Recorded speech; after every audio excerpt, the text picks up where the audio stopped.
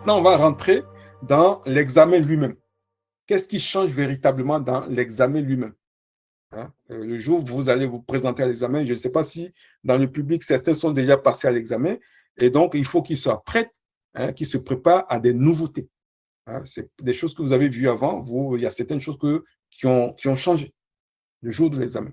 Alors, le format et la structure de l'examen PMP, c'est toujours 180 questions. Ça n'a pas changé. C'était déjà le cas. 180 questions. Ce qui a changé, c'est le temps. Ils ont rajouté 10 minutes supplémentaires. Autrefois, c'était 230 minutes. Ils ont rajouté 10 minutes supplémentaires, ce qui passe maintenant à 240 minutes, c'est-à-dire 4 heures, sans compter les pauses, sans compter les, la diffusion de cette vidéo qui vous explique comment les choses doivent se passer. Comprenez aussi, ça maintenant c'est transparent, tout le PMA il affiche, que dans les questions que vous avez, ce n'est pas en plus, mais c'est déjà intégré dans les 180 questions. Vous avez 10 questions que vous ne savez pas, mais qui ne sont pas notées. Ce sont des questions qu'ils appellent des pré-tests. Parce que à chaque fois, le PMA prépare un nouveau jeu de questions. Donc, ils injectent ces questions-là dans vos questions à l'examen pour voir comment les candidats réagissent, pour pouvoir réajuster ces questions-là en fonction des réponses. Et puis, à un moment donné, ça devient des questions notées, officielles. Donc, ça, c'est quelque chose qu'il faut savoir. Mais par contre, vous ne saurez pas lesquelles des 180 questions sont des questions qui ne sont pas notées. Voilà.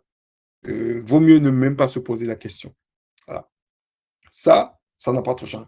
Ce qui n'a pas véritablement changé, c'est qu'il n'y a pas de pénalité sur des questions incorrectes. Il y a certaines certifications, certains examens où, comme c'est des questions à choix multiples, quand vous choisissez la mauvaise réponse, on vous retire des points. Non. À l'examen, on ne vous retire pas des points si vous ne trouvez pas la bonne réponse. Hein. Ce qui veut dire qu'il ne faut pas partir de l'examen sans avoir traité toutes les questions. Très important. À l'examen, vous avez droit à 2 pauses. C'était déjà le cas, ça sera toujours le cas. La grosse différence, maintenant, autrefois, les 2 pauses, c'était quoi? Vous aviez un premier jet de 60 questions et à l'issue des 60 questions, on vous demande d'aller en pause ou pas. C'est vous qui choisissez. Vous pouvez décider de ne pas prendre de pause.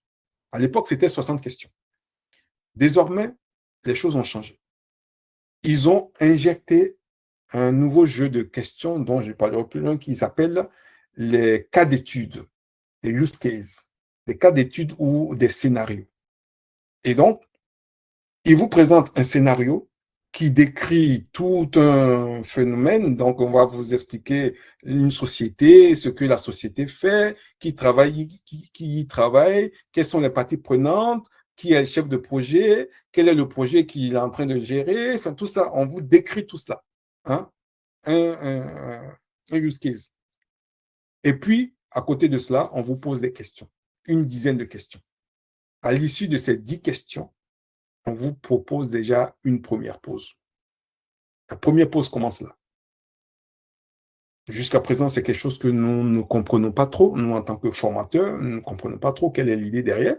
Parce qu'aller en pause déjà après 20 minutes de questions, on s'interroge. Peut-être que ça va évoluer entre-temps. Mais en tout cas, on vous propose déjà une première pause. Et puis une deuxième pause après 90 minutes. Voilà. Ça, c'est la nouveauté. Si d'aventure vous aviez passé un examen avant, ça sera pas, les pauses ne sont pas les mêmes que ce que vous aviez eu avant. Si vous n'aviez pas passé encore d'examen, en tout cas, c'est une information pour vous. D'accord? Et sachez que si vous décidez de prendre une pause, ça veut dire qu'au fait, vous ne pouvez pas revenir sur les questions précédentes. Avant d'aller en pause, pardon, quand on vous propose la pause, c'est que vous avez fini, que vous avez terminé un premier jet. On vous propose la pause.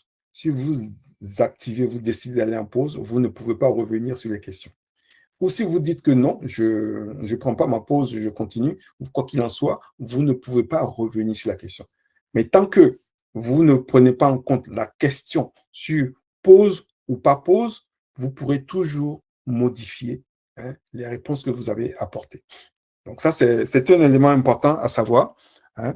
Il n'est pas possible de revenir en arrière si on va déjà en pause.